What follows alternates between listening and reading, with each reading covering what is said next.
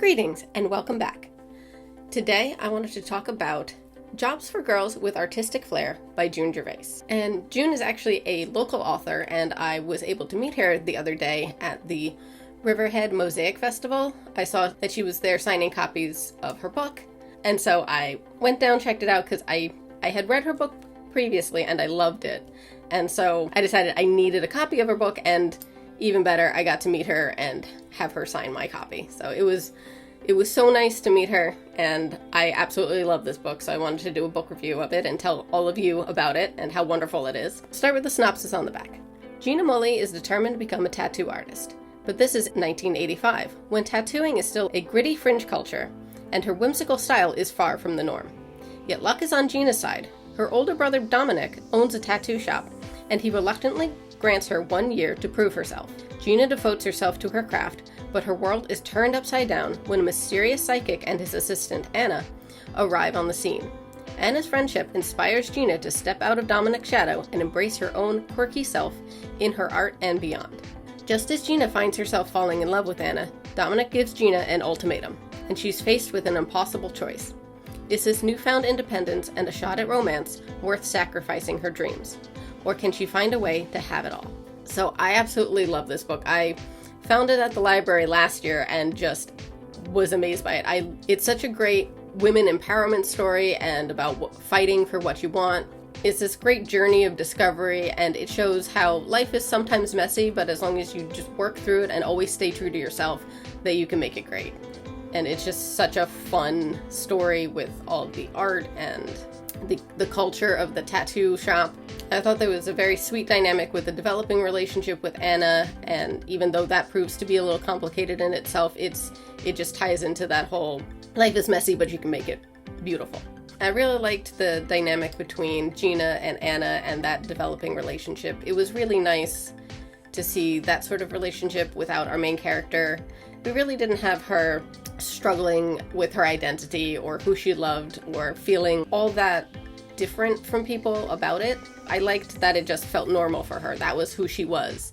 It wasn't a struggle or a real discovery. It was just like, yes, I love Anna. How do I make this relationship work?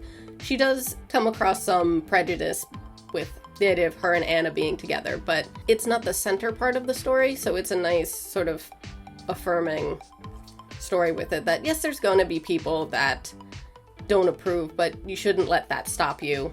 The overarching story was about Gina finding out her place in the world and what she wanted to do with her life. The relationship with Anna wasn't as much. The fact that Gina wanted to be in a relationship with Anna wasn't really a point of conflict for the story.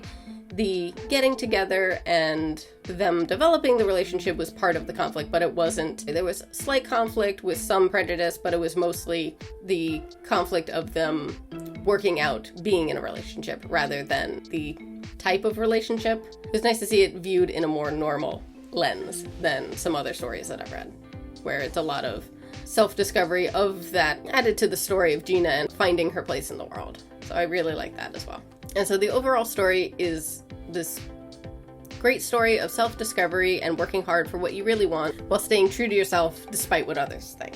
And it has such great character development. It's very believable and relatable dynamics between all the characters. So we have Gina's brother, who is a bit strict and a little discouraging in her wanting to become a tattoo artist, but he is there to help her figure out if she wants to be a tattoo artist. And then you've got the other two tattoo artists in Dominic's shop. We've got Rick, who's supportive and encouraging, and then we've got Mackie, who's abrasive and rude. So it's sort of the two sides of the coin. I feel like Mackie really encompasses all the negative things that Gina's probably going to face out in the world trying to become a female tattoo artist in the 1980s, because it just wasn't done. Tattooing was still that gritty fringe culture and basically dominated by men. So you had very few female tattoo artists, so the story really showed that struggle. Gina trying to break into a field that wasn't really open to having women part of that field. And then we have Gina's mother, who is very dysfunctional, and Gina has to always navigate her emotions, and so that's the struggle in the story. And then we have Anna, they develop this tentative friendship, and that blossoms into more. And so just all the different characters all worked very well with each other and were believable, and all just lifted up the story and made it that much more engaging. So it was, I can't go on enough about how much I love this book.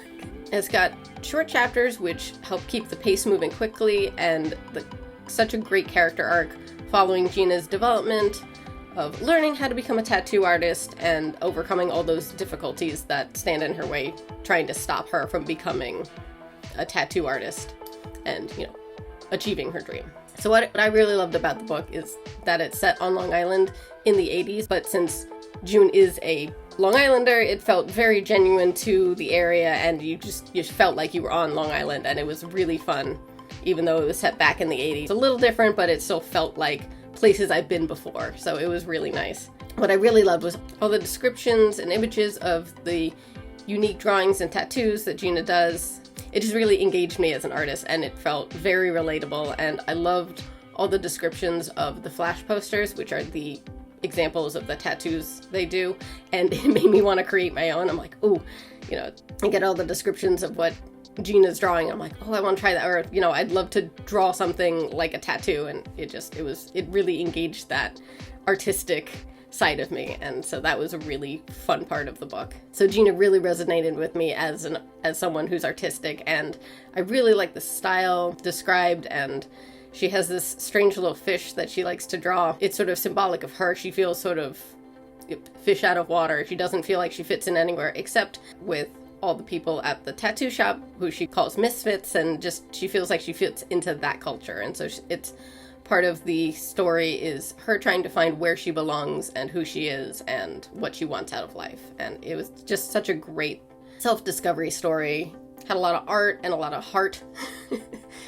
It was very genuine, and so I just really enjoyed Gina's journey into discovering who she was and what she wanted, and her development of finding out what it would take to be a tattoo artist and how she could achieve her dreams. So it was just, as an aspiring writer, it was very relatable to, you know, that struggle to achieve your dream and keep going despite things that might get in your way. And it's such a wonderful book.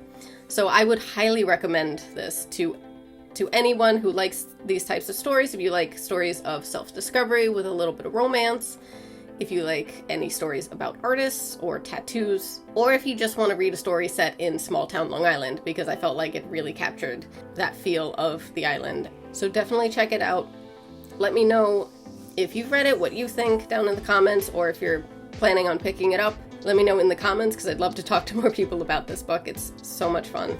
And if you enjoyed this video, make sure to leave a like, and if you want to stick around, make sure to subscribe for more videos like this. And as always, I hope you all have a wonderful day.